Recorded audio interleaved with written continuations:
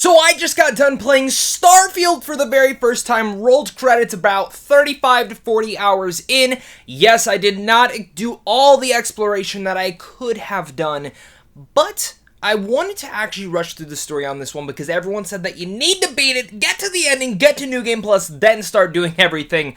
And that's certainly what I started to do already, and I actually do recommend that. We're not going to get into heavy spoilers in this video. This is just mostly me talking about why Starfield is a true gaming experience for anyone who's ever wanted to explore into space. It's not a perfect one. There are some issues and some holdbacks from it. We're going to talk all about those, but in this video, thank you so much for clicking on this. My name is Zach. I am a film critic who loves also playing video games, and that's what this channel is dedicated about, is film critics talking about video games. We've taken a couple months off due to just not a lot of games coming out, not a lot of content, but we do have a content schedule now coming up, so do make sure to hit that like and subscribe button if you enjoy this content, because I promise you, there's a lot coming soon, specifically a Baldur's Gate 3 review for consoles. I'm not a Dungeons & Dragons fan, but this game I'm very excited to talk about as well. So, jumping into this Starfield, what is my background when it comes down to liking this game, my hype for the game, Bethesda in general? I think that's where we need to really take it back a notch and talk about, because Bethesda for me, at one point in time, was my favorite gaming studio. Fallout 3 was like a big thing for me. That was actually my first true Bethesda playthrough of a video game. I'd played Oblivion, I'd really liked it, I'd played Morrowind, I liked it, but I never really got into those ones. Skyrim was definitely a big part of my life as well, but Fallout 3 was everything. I got that game for Christmas and absolutely fell in love with it. Made me want to go back and play the original Fallout games, which were completely different. I went back and played it. They were different, but they were still enjoyable. And from then on, they did Fallout New Vegas, loved it, played Fallout 4, really enjoyed it, and it just, again, got into super big into Skyrim. And Bethesda, for me, was like the king of when it came down to RPGs. Fast forward to when Fallout 76 had come out, and that became one of the biggest disappointments that I'd ever honestly played through when it came down for a game. And it really made me just roll my eyes that I don't want to see anything Bethesda was going to truly give us. Then Starfield finally gets its big grand announcement. We knew they were working on this, but we get to see a little bit of gameplay, and it was honestly pretty disappointing. Seemed pretty lackluster, and after 76, I just honestly didn't trust Bethesda all too much.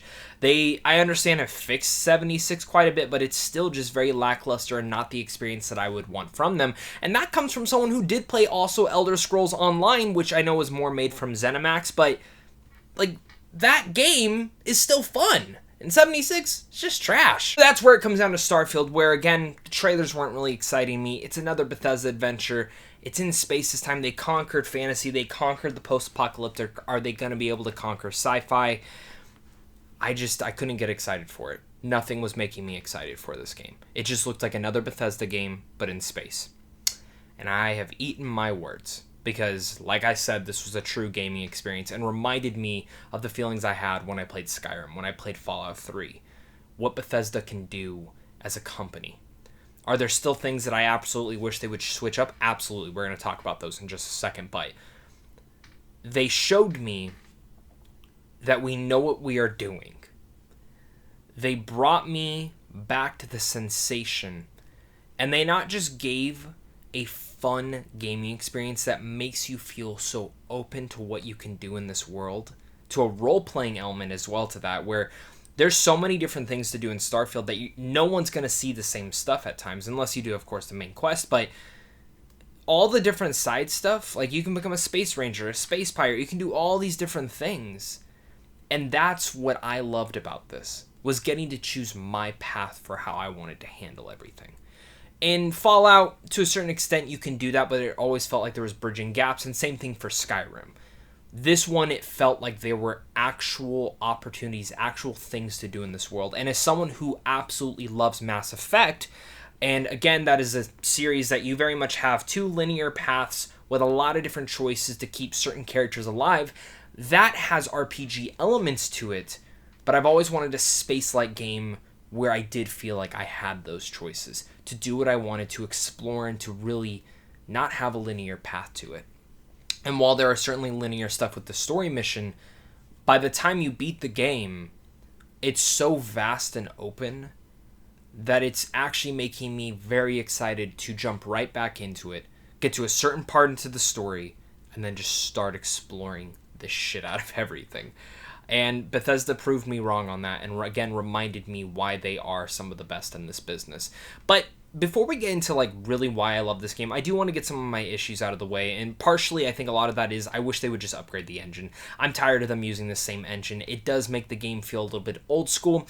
Not a con completely for me, but I can see some people being a little bit turned off by that.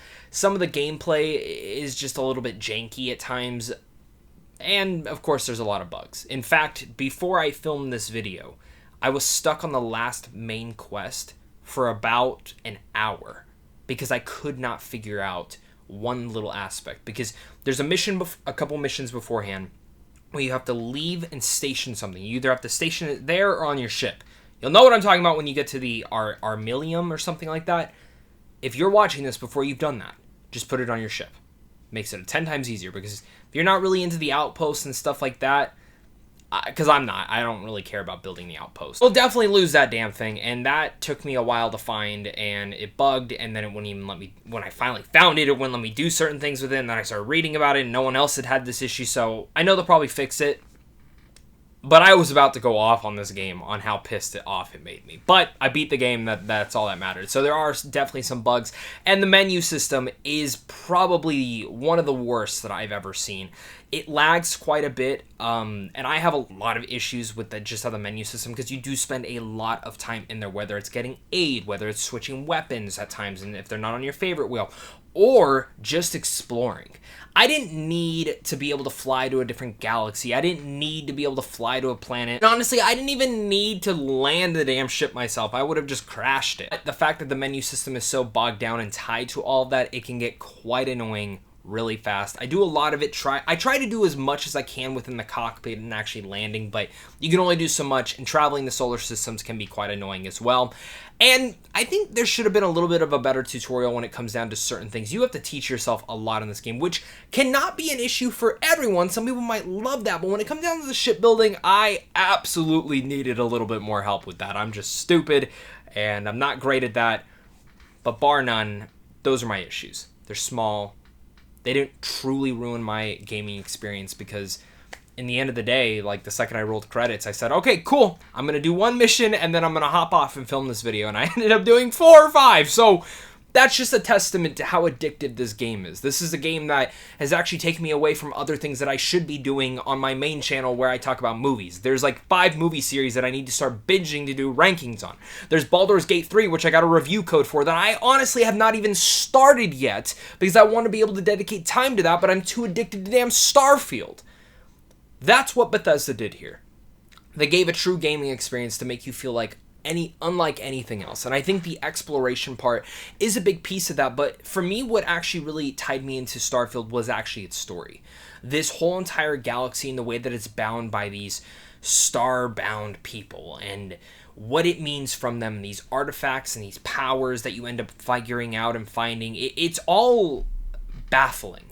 And the way that certain missions tie together, there's one in particular where you keep shifting in between different things. I don't want to say the thing because it is a spoiler, but that mission made me just realize like Bethesda's being very clever with this. And every mission from then on I found to just really be excellent in the way that it's manners. And its actual way that it makes you care about the characters in your crew was something that I wasn't expecting. I never really cared about my crew besides if they looked badass or not within Fallout series. Skyrim, it was kind of the same thing with a lot of those characters I did not give a flying shit about. But in Starfield, the entire crew, I actually didn't find to be a single annoying character besides the Adoring Fam, which that's your choice if you want them or not. But I loved every character that I had interactions with. I found them each to be very interesting in their own idea, actually intersect within certain conversations. And anytime I play any of their big games, I do like to diplomatically not fight a lot. I like to do more persuading and things like that and be manipulative to certain characters. And the way that the whole entire speech and persuading program actually works in this, tied to anything else that Bethesda has done, I think is actually the strongest. I didn't like it at first because usually it's just like a 50-50 shot and it gives you a percentage, but this one you actually need to kind of read the characters and figure out a certain aspect to it. And I also just really love the RPG skill tree and like all the different trees that you can do. It's unlimited levels, so in theory you can do every little thing. but every little boost, I like how it goes towards what exactly you want, what you want to do. And I found myself being able to find my reasonings for that. There's a lot of side quests that I still didn't get to do, and I'm excited to dive back into those, but whether it's just being a Freestar Ranger and being able to be that Space Ranger, go and solve mysteries, bring in people, figure out conspiracies, it's awesome. It's great to hack and sneak around, which the sneaking could have been a little bit better, but it's just exciting. All the different little details, that new gun that you find, that new pack that like can give you jetpack abilities, but when you crouch it makes you invisible like the Predator. And that was like I got that so early on that I never touched any others ever again. I just used that one. It's things like that that make you excited for your next journey into Starfield. Whether you're only playing for an hour, 30 minutes, whatever you're doing next, you're excited to see where that outcome's going to be. And while certain things can be a little bit janky, and I think some things can be a little bit repetitive, certain things that goes down to these powers and these temples that you're going to, those absolutely got very repetitive. It was always the other missions that made me excited to see what I was going to do. And there's so many side quests, so many vast ones that you're going to want to continue to just keep diving into. I think for me, when it comes down to a true gaming experience, that's something, that hook, line, and sink that makes you feel like you're actually a part of this world. That's something that it made me feel. And I'm so damn happy to be able to say that about Starfield. And even though I said some things were janky, I did end up liking some of the combat, specifically as you start to level it up a little bit more. I like the jetpacks. And I overall just really think the space combat, which is something that I was very hesitant on how they were going to handle, was epic. It actually is really satisfying to fly around in that ship. And when you find a ship that you really like, or the one that you can tinker with, it's excellent and exciting to fly around and take down space pirates or take down the Crimson Fleet and all these different elements that kind of just add to that. And actually, as simple as the flying can be, there is strategy to it, whether you're flipping on your shields to go up more to give you more energy, or lasers, or turning down everything else so you can just focus in on shooting certain things. One of the elements of the game that actually really made me excited to see where this was going to go next. And again, Starfield just continued to impress me by every single standard, every single moment. As you continue to explore, you can be a treasure hunter, you can be a pirate, like I mentioned, you can be a gangster, you can be a diplomat, you can be a bounty hunter, you can be a space ranger, you can do whatever you want in here pretty much.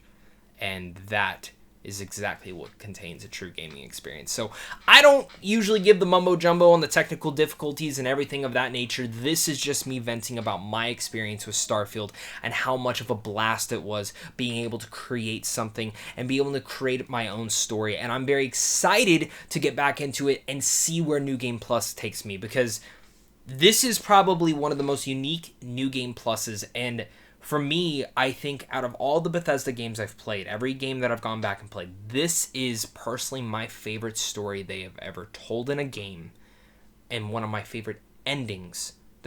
Honestly, not even one of my favorite endings. My favorite ending Bethesda's ever given us.